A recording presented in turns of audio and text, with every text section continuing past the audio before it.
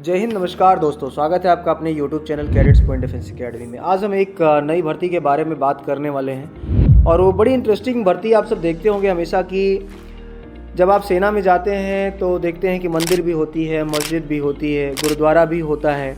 उस गुरुद्वारे में, उस मंदिर में और उस मस्जिद में मौलवी भी होते हैं, पादरी भी होते हैं या फिर पंडित जी भी होते हैं। तो जो रिलीजियस गुरु होते हैं, जिसको हम धार्मिक गुरु बोलते हैं एक भाषा में, उसकी जो भर्ती है वो अभी जारी की गई है, जिसमें आप देख रहे होंगे कि आर्मी अग्निवीर रिलीजियस टीचर के थ्रू जो भर्ती आ रही है, जैसे नर्सिंग असिस्टेंट का है, सिपाही फार्मा का है, उसके लिए आपका फॉर्म आपका जारी किया गया है।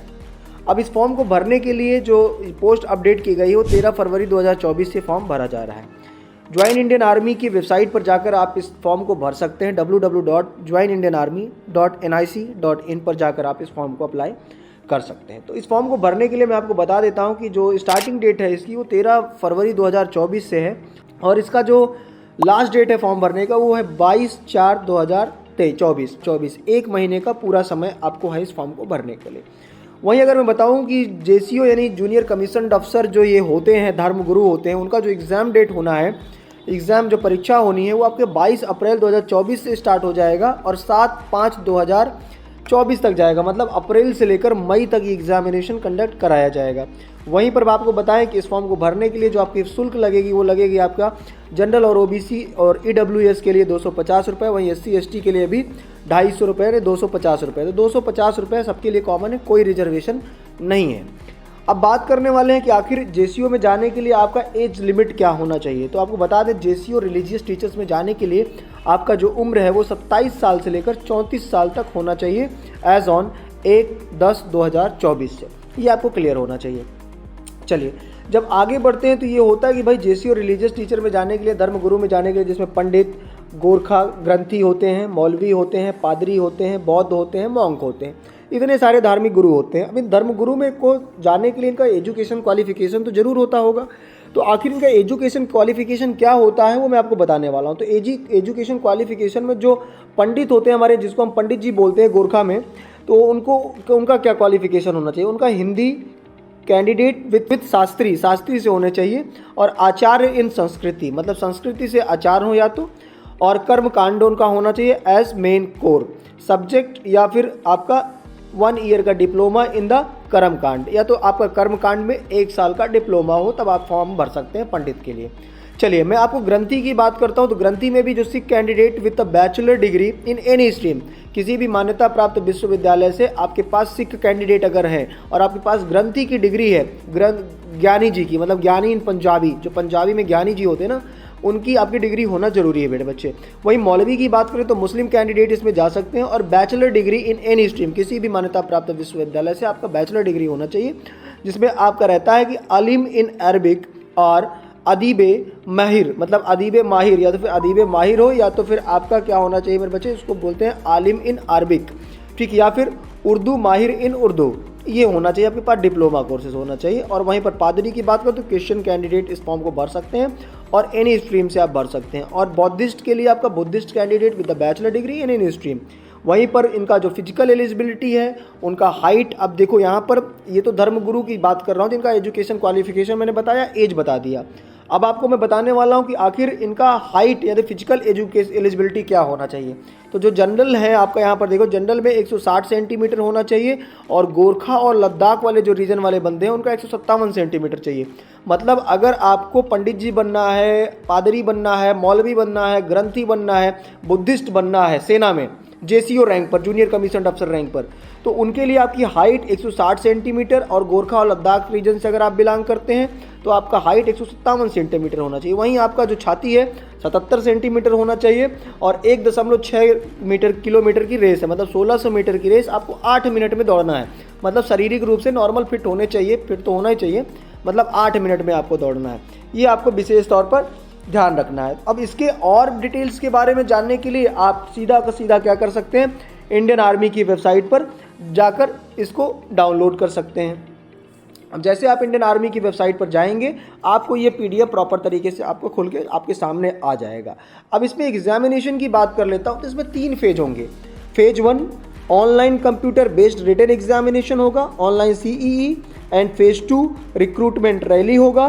और फेज़ 3 आपका इंटरव्यू होगा। क्या होगा? फेज़ 3 में आपका इंटरव्यू, मतलब फेज़ 1 में आपका ऑनलाइन कंप्यूटर टेस्ट होगा, सीई जिसको कंप्यूटर बोलते हैं, रिटन एग्जामिनेशन टेस्ट होंगे आपका। वहीं पर फेज़ 2 में आपका रिक्रूटमेंट रैली है और फेज़ 3 में आपका इंटरव्यू है। इंपॉर्टेंट इंस्ट्रक्शंस है इस फॉर्म को भरने के लिए, आप www.joinindianarmy.nic.in पर जाकर फॉर्म को फिल कर सकते हैं।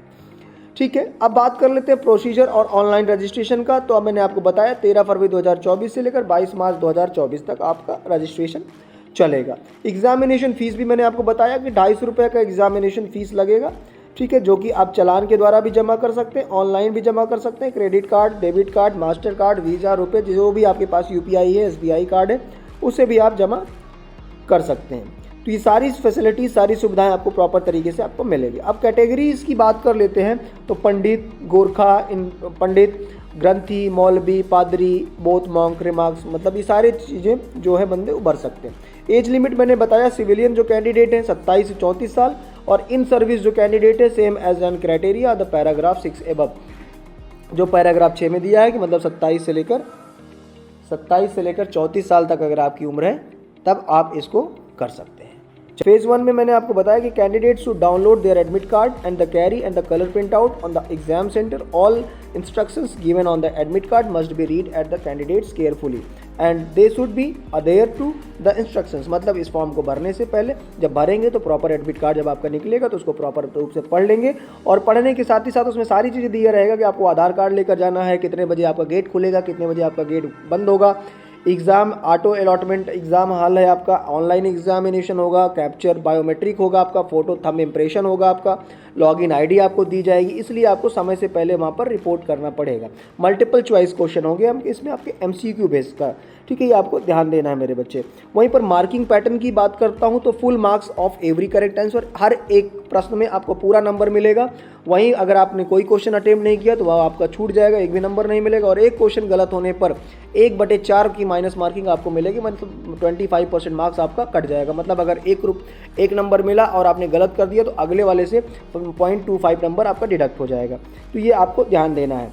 तो all questions if attempted will be considered और evaluations then if mark for the review, उसके लिए चला जाएगा। अब बात कर लेते हैं आखिर इसमें पेपर कैसे होगा, पेपर पैटर्न के। तो पेपर पैटर्न की बात करें तो पेपर 1 में आपका आएगा जनरल अवेयरनेस, क्या आएगा, जीएस का क्वेश्चन होगा और ऑनलाइन होगा। तो टोटल क्वेश्चन कितने हैं, 50, और कितने मैक्सिमम मार्क्स कितने का है, 100।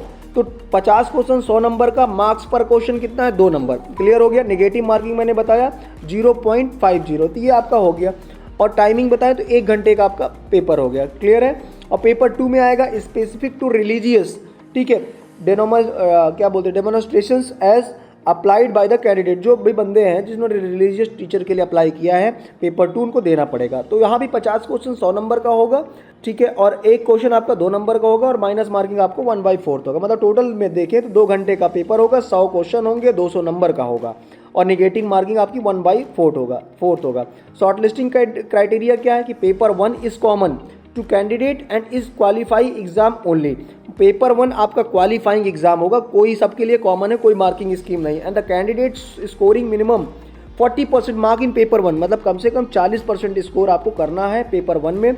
Will only B assessed in paper 2 marks. Paper 2 के मार्क्स के according obtain in paper 1 will not be counted for preparation of merit list and the appearing in the recruitment rally. ये आपको ध्यान देना है। फेज 2 में दिया है proportionate to the vacancies available, candidate would be shortlisted by the applying content in the written examinations results. The roll number of the candidate who is merit list will be published of the, मतलब join Indian army की website में आपका ये published होगा। Admit card की बात करें तो printed on laser printer on good quality paper, do not shrink the size, मतलब इसको आपको मोड़ना ओड़ना नहीं है, प्रॉपर तरीके से आप अच्छे से लेजर प्रिंटर से इसको कलर प्रिंट आउट निकलवा के लेकर जाइए। 20 फोटोकॉपी आपको लेकर जाना, अपना फोटो मतलब खिंचवा लेना सही तरीके से भाई। 20 फोटोकॉपी आपको लेकर अपना फोटो लेकर जाना ही जाना है, ठीक है। वो भी अनअटेस्टेड पासपोर्ट साइज कलर फोटोग्राफ होना चाहिए। पता चला कि उसको अटेस्टेड करवा के आप पहुँच गए लेके।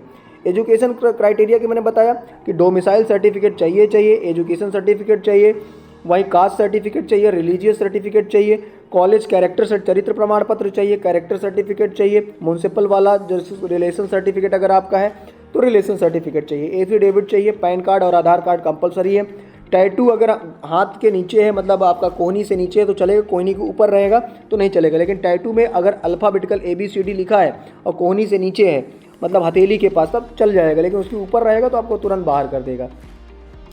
अब इसमें अगला आता है एडॉप्टेबिलिटी टेस्ट। एडॉप्टेबिलिटी टेस्ट में क्या है, all candidate who had qualify the physical fitness test, जो सारे बच्चे होते हैं अगर PFT क्वालिफाई कर लिए and the physical measurement test PMT, तो will have to undertake adaptability test as the policy in the vogue. Adaptability test is for the selection of candidates who can adopt to environment to the Indian Army and are eligible to the adopt to the challenges of military life. Those candidates who do not qualify the adaptability test will not be allowed for the further preparation.